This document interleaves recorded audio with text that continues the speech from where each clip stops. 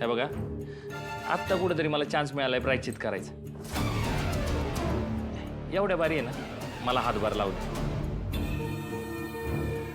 बायको, हे बघ, नुसती मागायची म्हणून माफी मागत नाही, तर मनापासून माफी मागतोय. तेवढ्या बारी माफ कर. मला माहिती आहे मी तुमच्या कुटुंबाला पण दुखावले. मी तुमच्या सगळ्यांची माफी मागतो. बायको, माफ कर ना. शत्रुराव,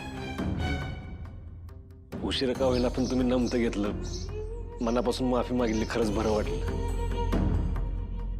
पण काय ना, तेजूला थोडा वेळ लागेल, विचार करेल ती या सगळ्यावर.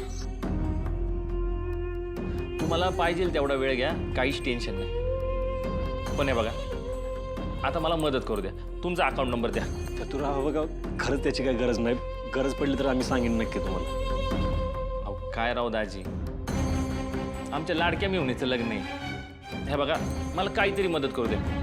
मी काय म्हणतो, मी तुमच्याबरोबर आहे ना सावलीसारखा फिरेल, घरात पडेल ती कामं करेल, पण नाही म्हणू नका.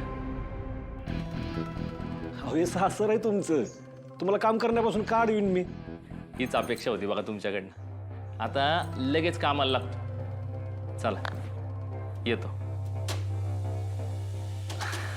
बहिणाबाई, आम्हाला माहिती आहे तुमचा आमच्यावर विश्वास बसणार नाही, पण तुमचा विश्वास मिळवण्यासाठी आहे ना शेवटपर्यंत प्रयत्न करणार.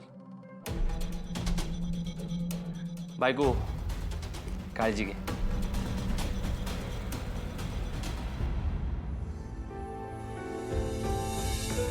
देवा, शत्रू पाहुण्यात बदल होणं लय गरजेचं होतं, आणि तो झाला हे बघून लय बरं वाटतं.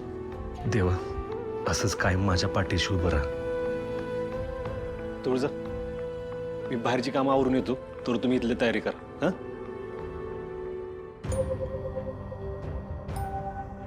दादानं व्रत केलं तर सगळं कसं छान व्हायला लागलं ना. बघ, दाजी पण बदलले.